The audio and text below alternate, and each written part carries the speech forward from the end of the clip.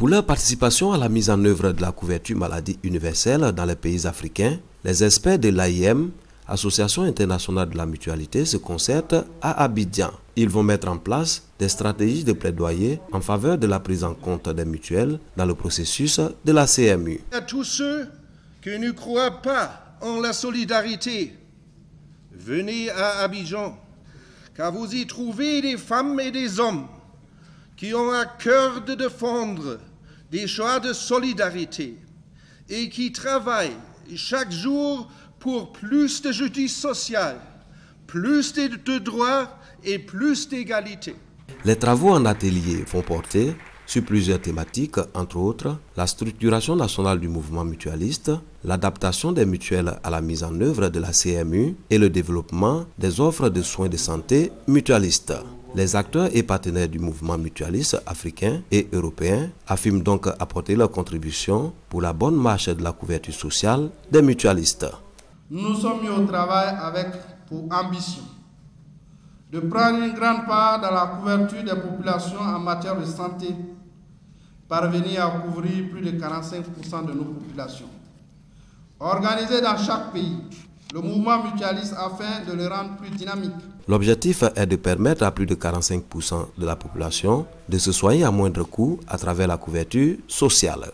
Déjà, l'Union africaine de la mutualité est en activité dans les pays africains pour fédérer les mutuelles nationales afin de parvenir à une gestion efficace et performante de la couverture maladie universelle. Avoir une bonne hygiène de vie, c'est avant tout se tenir en bonne santé. Pour y parvenir, il faut vivre dans un environnement sain.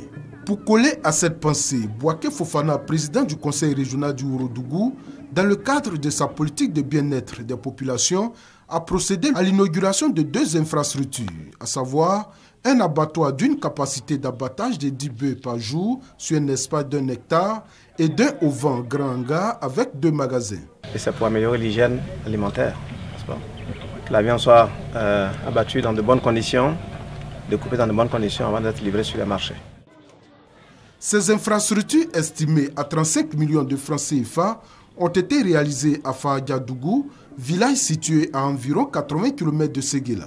Notons que ces cérémonies ont été précédées par la tenue de la première session de l'année 2016 du Conseil régional qui a vu l'adoption du budget 2016 qui sera axé sur l'éducation, la santé, la construction d'infrastructures pour le bien-être des populations.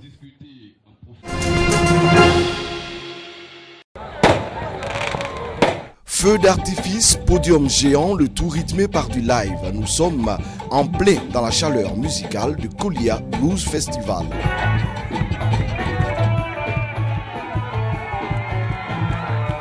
Ambiance inhabituelle pour les mélomanes de cette petite localité du nord de la Côte d'Ivoire. Venus en masse, ils n'ont pas boudé leur plaisir. Kolia, devenu l'instant d'un festival capital du blues.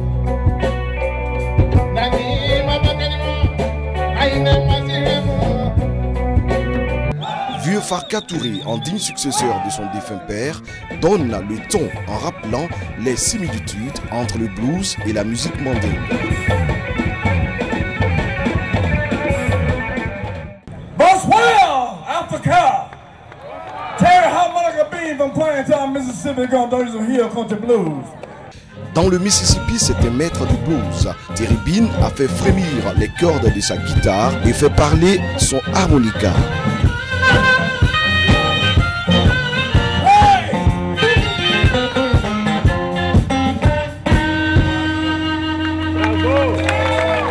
Ça a été un événement merveilleux, piloté par le député Daouda Touré, et avec des artistes de toute première classe. Toute la population de la Bagoué est très heureuse.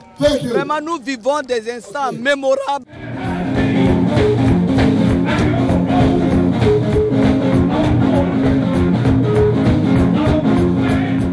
Très content d'être à Kolia et de participer au Kolia Blues Festival. C'est une grande satisfaction. Parce que ce que les artistes ont démontré aujourd'hui est fantastique. Voir cet événement sur le sol de Kolia, c'est un honneur. Kolia était tout simplement émerveillé. De sa voix de stentor, Soul Ayom a couronné en beauté la première édition de Goulia Blues Festival.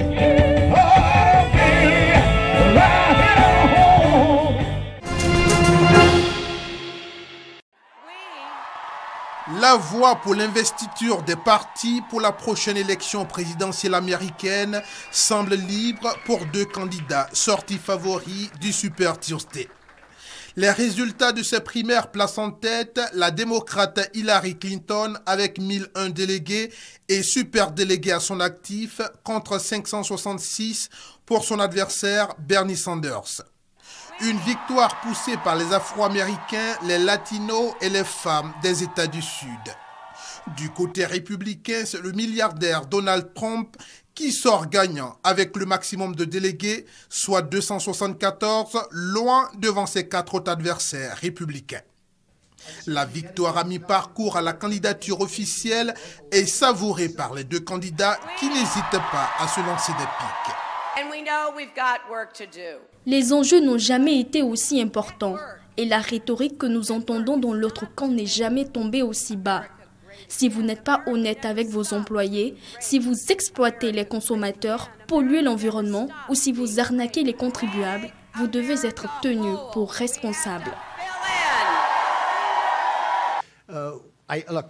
Je suis quelqu'un qui rassemble. Je sais que certaines personnes vont trouver ça dur à croire, mais croyez-moi, je peux unifier. Quand tout ça sera fini, je vais me battre contre une seule personne, ce sera Hillary Clinton.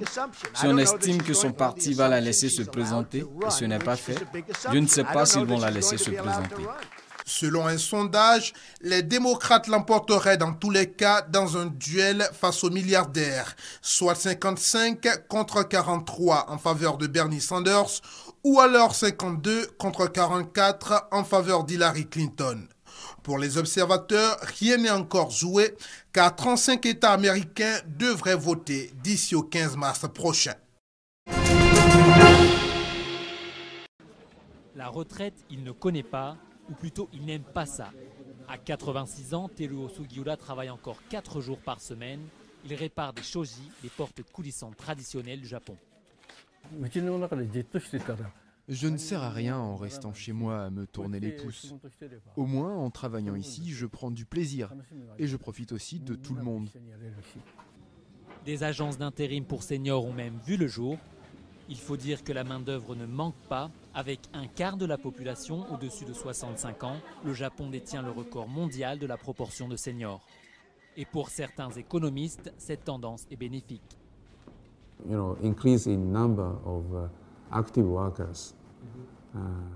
Augmenter le nombre de travailleurs actifs, c'est augmenter le nombre de consommateurs actifs. Ce qui est donc un moteur de croissance économique, aussi bien en termes d'offres que de demandes.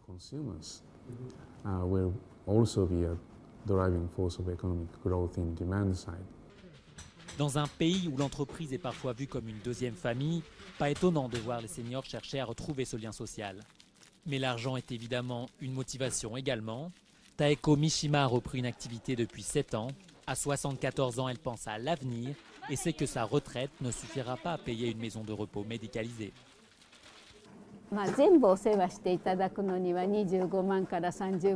Ça coûte entre 2000 et 2500 € par mois pour une prise en charge globale, ce qui n'est pas du tout gérable avec ma seule retraite. Je mets donc de côté ce que je gagne ici, en prévision. Des prévisions, le gouvernement japonais en fait aussi. Pour prendre en compte la longévité des Japonais, il va reculer l'âge de la retraite à 62 ans en avril prochain, avec l'objectif de le passer à 65 ans d'ici 2025.